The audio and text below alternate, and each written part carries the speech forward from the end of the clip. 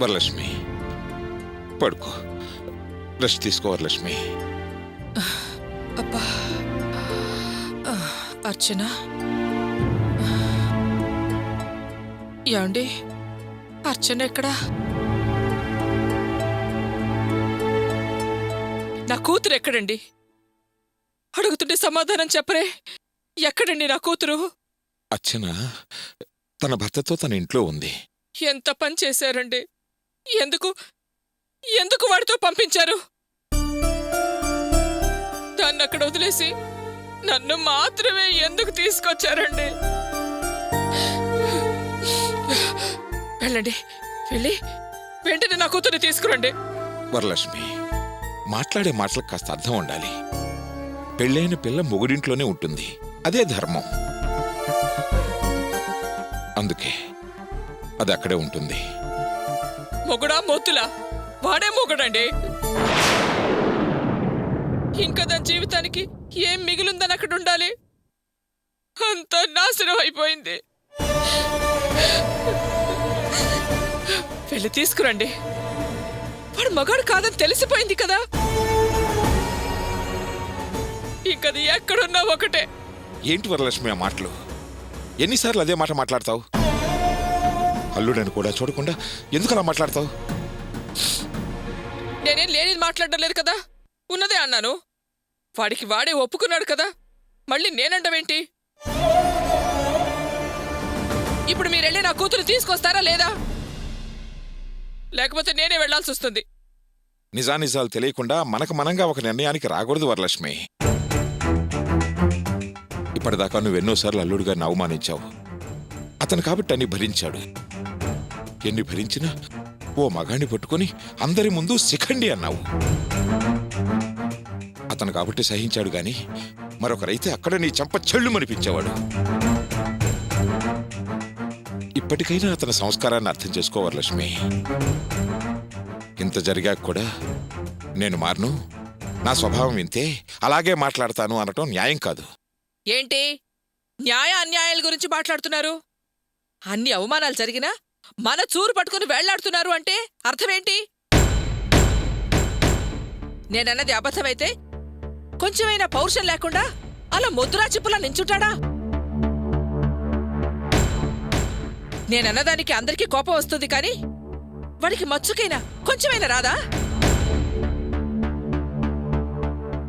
అక్కడే తెలిసిపోతుంది వాడి మగతనమేంటో. ఆ లోపం ఉండబట్టే అలా నంగరాచిలా ఉంటున్నాడు. అసలు విషయం తెలియక మీరేమో నాదే తప్పంటున్నారు. వరలక్ష్మి నీకే మాట్లాడటం తెలుసని ఇష్టం వచ్చినట్టు మాట్లాడుకో. ఆవిడ కూడా మన అమ్మాయిని గొడ్రాలు అన్నప్పుడు అర్చన కూడా మౌనంగా ఉంది. అంటే అర్థం అర్చన గొడ్రాలనే, తల్లి అయ్యే అవకాశం లేదనే. అది మౌనంగా ఉన్నా నేను వెంటనే సమాధానం చెప్పాను కదా. దాని మొగుణ్ణి కాపాడడానికి కుటుంబం కోసం అది మౌనంగా ఉంది అంతే. అదే దృష్టితో అల్లుని కూడా చూడొచ్చు కదా. మన పరువు ప్రతిష్టల కోసమే అతను కూడా మౌనంగా ఉన్నాడని అనుకోవచ్చు కదా. ఒక్కసారి ఆలోచించు వరలక్ష్మి. ఏంటి మన కోసం మౌనంగా ఉన్నాడా? చూడు వరలక్ష్మి, నిజం తెలియకుండా రాద్ధాంతం చేయకూడదు, అనాలోచితంగా మాట్లాడకూడదు. అసలు అతను ఏదో చెప్పాలనే ముందుకొచ్చాడు. కానీ మనార్చనే అతనికి అడ్డుపడి ఏదో చెప్పి వెనక్కలాగింది. అసలు నిజానిజాలు ఆ ఇద్దరికి మాత్రమే తెలుసు. కానీ మీకేదో తెలిసినట్టు నువ్వేమో అతను మొగాడు కాదని, ఆమెమో అర్చనను గొడ్రాలని ఎదురుపడి ఒకళ్ళనొకళ్ళు తిట్టుకొని మధ్యలో వాళ్ళను బాధ పెట్టారు. మీకొచ్చిన లాభం ఏమిటి? మనం పొందిన ప్రయోజనం ఏమిటి? వాళ్లకు మాత్రం వేదననే మిగిల్చారు. నిజంగా వాళ్లే కనుక మెడికల్ టెస్టులు చేయించి మన కూతురుని గొడ్రాలని తేలిస్తే నువ్వు ఊరుకుంటావా? ఆ కారణం చూపించి దాన్ని పుట్టింటికి తరిమేస్తే నువ్వు సమర్థిస్తావా? ఏదేమైనా నువ్వు అలా మాట్లాడకుండా ఉండాల్సిందమ్మా. అల్లుడనే గౌరవం లేకుండా మౌనంగా ఉన్నాడు కదని అలాగేనా మాట్లాడేది? అతను మన కుటుంబం కోసం చేసిన మంచినంతా మర్చిపోయి ఎలా మాట్లాడావమ్మా? బావగన్నాల మొహం మీద నువ్వు మగాడివి కావు అంటే అతనెంత కుమిలిపోయారో ఆలోచించు. ఇంకా ఇంత వయసు వచ్చినా నీ ఇష్టం వచ్చినట్టు ఎవరిని పడితే వాళ్ళని ఏ మాట పడితే ఆ మాట అనేడువేనా? ఎప్పుడెలా మాట్లాడాలో ఇక నుంచైనా తెలుసుకో అమ్మా. ఆ రోజు ఇది కూడా అంతే, పెద్ద చిన్న లేకుండా నోటికొచ్చినట్టు వాగింది. ఆ క్షణం నువ్వు కాలర్ పట్టుకుని బయటికి గెంటేశావు. పాపం తలంచుకుని బయటకు వెళ్ళిపోయాడు. అలాంటి అల్లుడు దొరకడం నిజంగా మన అదృష్టం. కానీ దురదృష్టం ఏంటంటే అతన్ని అన్ని రకాలుగా మనం అవమానిస్తున్నాం.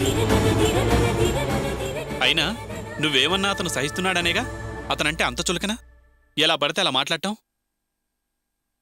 అతనికి వయసు తక్కువైనా ఆలోచనుంది, బాధ్యతగా వ్యవహరించటం తెలుసు. ఓ మగాడిలా గుంభనంగా ఉండి నీ పరువు కాపాడాడు. మన పరువు కాపాడిన వాళ్ళకి మనం ఇచ్చే మర్యాద ఇదేనా? కాస్తైనా విశ్వాసం ఉండాలి, లేకపోతే మనుషులు అనిపించుకోవమ్మా.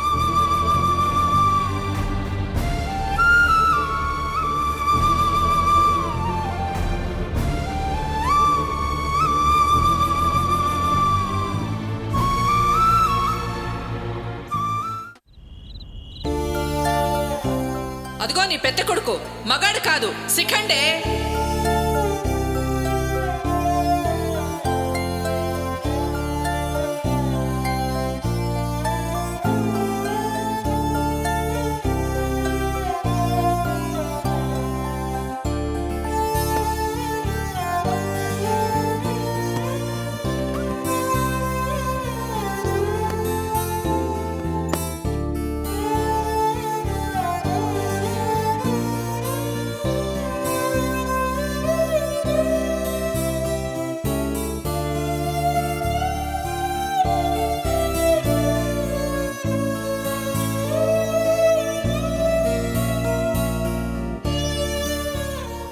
నన్ను క్షమించు. మా అమ్మ నిన్ను అనరాని మాటలంది. నిన్ను చాలా బాధ పెట్టుంటుంది. ఆ బాధ ఎలా తగ్గించాలో, నీకు ఎలా క్షమాపణలు చెప్పాలో నాకు అర్థం కావడం లేదు. ఆమె తరపున నేను నిన్ను క్షమాపణలు అడుగుతున్నాను. ఆ రోజు నిన్ను భర్తగానే కాదు, ఒక మనిషిగా కూడా చూడలేను అన్నాను. కాని అత్తయ్య నన్ను గొడ్రాలు అన్నప్పుడు భర్తగా ఉండి నా పరువు కాపాడడానికి నువ్వు చేసిన ప్రయత్నానికి ఎక్కడ మనిద్దరి మధ్య ఏ సంబంధం లేదని చెప్తావేమోనని భయపడ్డాను. అందుకే ఆ క్షణం నిన్ను చెప్పనివ్వకుండా అడ్డుపడి నిన్ను ఒక్క మాట కూడా మాట్లాడనివ్వలేదు. నా మాట మీద నువ్వు మౌనంగా ఉండడం చూసి దాన్ని ఆధారంగా చేసుకొని మా అమ్మ నీ మీద ఏ మగాడు భరించలేనంత నింద వేసిందే. అందుకే మళ్ళీ మళ్ళీ అడుగుతున్నాను, నన్ను క్షమించు. భర్తగా నువ్వు నా తరపున నిలబడగలిగావు, కాని భార్యగా నీ పరువును నేను ఏ విధంగానూ కాపాడలేకపోయాను. ఆ విషయంలో కూడా నువ్వు నన్ను క్షమించాలి. నెల తప్పానన్న నాటకం మొదలుపెట్టినప్పుడే ఎన్నాళ్ళీ నాటకం ఆడగలవని అడిగా. అబద్ధం దాగుతుందా? కడుపు కనపడకుండా ఉంటుందా? అబద్ధం ఆడ్డం అవసరమా? తర్వాత సమస్యలొస్తే ఏం చెయ్యాలి అని అడిగా. అప్పుడు నేనే నిన్ను బలవంతం చేశాను, అవమానకరంగా మాట్లాడాను, నీ నిజాయితీని వెక్కిరించి ముందు ముందు ఏం చెయ్యాలో ఎలా చెయ్యాలో నాకు తెలుసని బాగా అహంకారంగా మాట్లాడాను. అది ఇలా ఇంత పెద్ద సమస్య అవుతుందని నేనెప్పుడూ ఊహించలేదు. నీకీ రోజు జరిగిన అవమానానికి కారణం నేను. అర్చన, ఇలాంటి అవమానాలు నాకేం కొత్త కాదు. నా మనసుకెన్నో గాయాలయ్యాయి. మౌనంగా భరించడం అలవాటైపోయింది. కాయలున్న చెట్టుకే రాళ్ల దెబ్బ అన్నట్టుగా నాలాంటి వాడినే అందరూ అంటారు. ఆ రాళ్ల దెబ్బ చెట్టుకి, ఆ గాయపు బాధ నాలాంటి వాడికే అర్థమవుతుంది. నా బాధ ఏదో నేను పడతాను, నువ్వు పడుకో.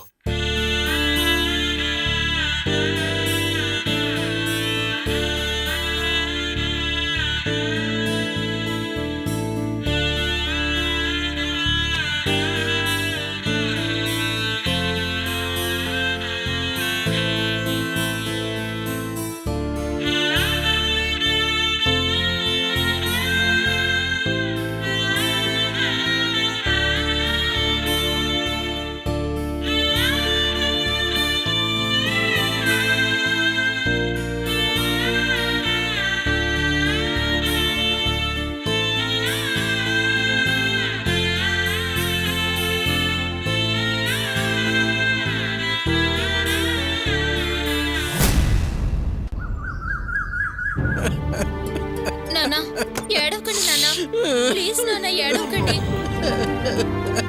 ఆ ఏడు పాపవయ్యా. ఇదిగో కాస్త మంచినీళ్ళు తాగు. వద్దంటున్నానా, నన్ను ఎవరు బలవంతం చేయొద్దు.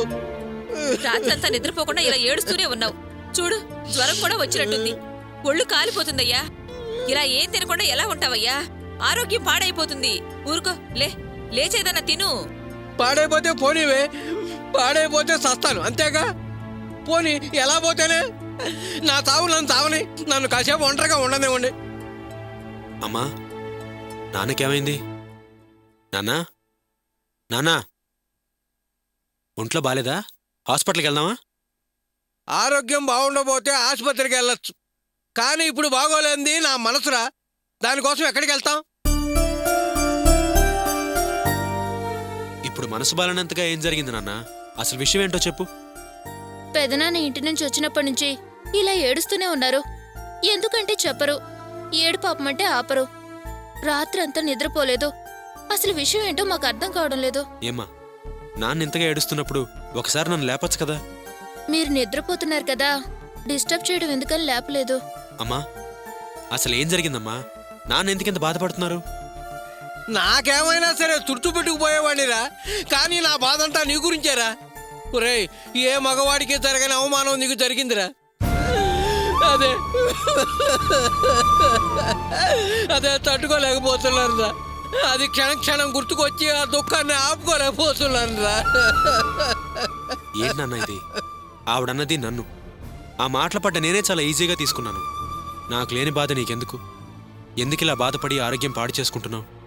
నీకేరా, నువ్వు ఒక గౌతమ బుద్ధుడివి, త్యాగశీలివి. నువ్వు ఏదైనా తట్టుకోగలవు, కానీ నేను మామూలు మనిషి.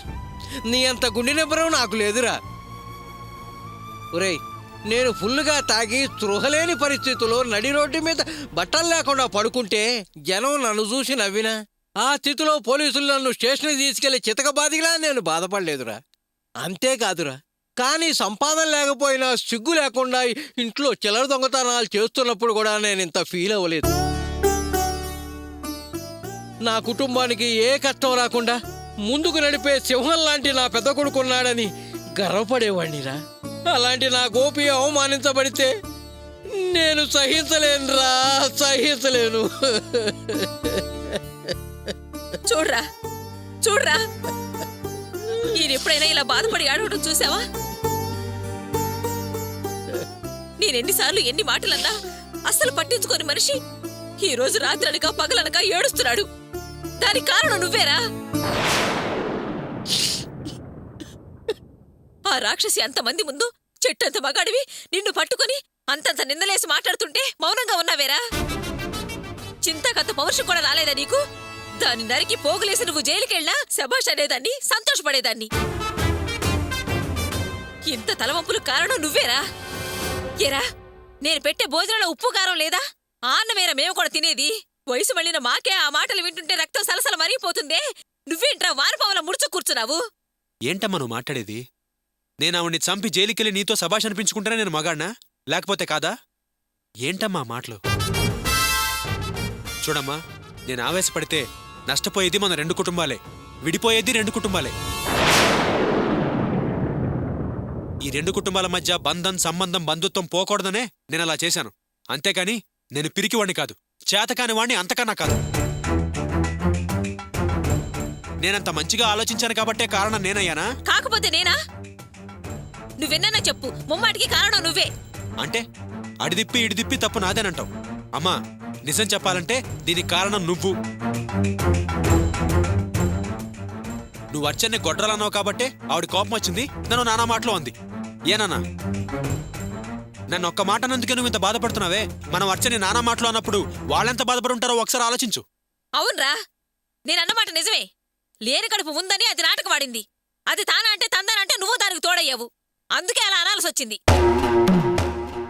ఎవరెన్నన్నా మీలో ఎవరైనా ఇంతవరకు అసలు నిజం చెప్పారా? చెప్పలేదే. ఓహో, అందుకే అలా అన్నానంటావు. అవును మరి, దానికి తల్లయ్యే అవకాశం లేదు కాబట్టే కడుపు వచ్చిందని నాటకం ఆడింది. లేకపోతే ఎందుకు ఆడుతుంది? తల్లయ్య చూపిస్తుందిగా. అమ్మా, మళ్ళీ మళ్ళీ అదే మాట మాట్లాడద్దు. ఇప్పుడు నీకేం కావాలి? అర్చన కడుపు పండగ పోవడానికి కారణం కావాలి, అంతేగా? శ్రద్ధగా విను. నేను అర్చన ఒక 2 సంవత్సరాలాగి పిల్లల్ని కందామని నిర్ణయించుకున్నాం.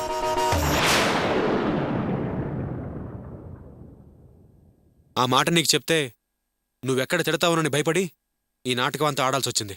ఏంటి 2 ఏళ్ల వరకు పిల్లలు వద్దనుకున్నారా? అందుకోసం నాటకం ఆడారా? ఎందుకు నాయనా? అయినా ఇప్పుడు అర్చన కడుపుతోందని నీకెవరు చెప్పారు? నేను చెప్పానా అర్చన చెప్పిందా? వాంతులు చేసుకుంది కాబట్టి మేము అదే అనుకున్నాము. కాదని మీరన్నా చెప్పాలిగా. అసలు చెప్పే టైం ఇచ్చారా? అర్చనకి వాంతులు అవగానే ఏదో కొంపలు మునిపోయినట్టుగా మా నాన్న వాళ్ళకి ఫోన్ చేసి శుభార్త అని చెప్పాడు. అటు చూస్తే వాళ్ళ సంతోషం, ఇటు చూస్తే మీ ఆనందం. మీ ఆనందాన్ని పాడి చేయడం ఇష్టం లేక కొద్ది రోజులు ఈ నాటకం ఆడి ఆ తర్వాత అబార్షన్ అని చెప్పి 2 ఏళ్లకి పిల్లల్ని కందాం అనుకున్నాం. పిల్లల్ని కనడానికి 2 సంవత్సరాలు ఎందుకు ఆగాలరా? ఎందుకా? బాధ్యతలున్నాయి కాబట్టి. రాణికో మంచి సంబంధం చూసి కట్నం ఇచ్చి పెళ్లి చేయాలిగా. వాసుగాడికో మంచి ఉద్యోగం రావాలిగా. అందుకు ఖర్చు అవుతుంది కదా. షెడ్ మీద అప్పుంది, మిగతా అప్పులున్నాయి కదా. ఇవన్నీ తీర్చేసి పరిస్థితి కొంచెం స్థిమితపడిన తర్వాత అప్పుడు 2 ఏళ్లకి పిల్లల్ని కందాం అనుకున్నాం. చాలా సమస్యలున్నాయని పిల్లల్ని కనడం మానేస్తే జనాభా ఇంత పెరిగేదే కాదురా. ఒరేయ్, పసిపిల్లలు ఇంట్లో ఉంటే ఆ ముద్దు మురిపాల ముందు ఏ సమస్యలు కనిపించవురా. చూడు గోపి, ఇక మీదట ఇలాంటి కాకమ్మ కథలు చెప్పకు. ఈ ఇంట్లో ఉయ్యాల పోగాలి అంతే. మీకు 3 నెలలు టైం ఇస్తున్నాను. అర్చన గర్భవతి అనే మాట నేను వినాలి. గుర్తుంచుకో.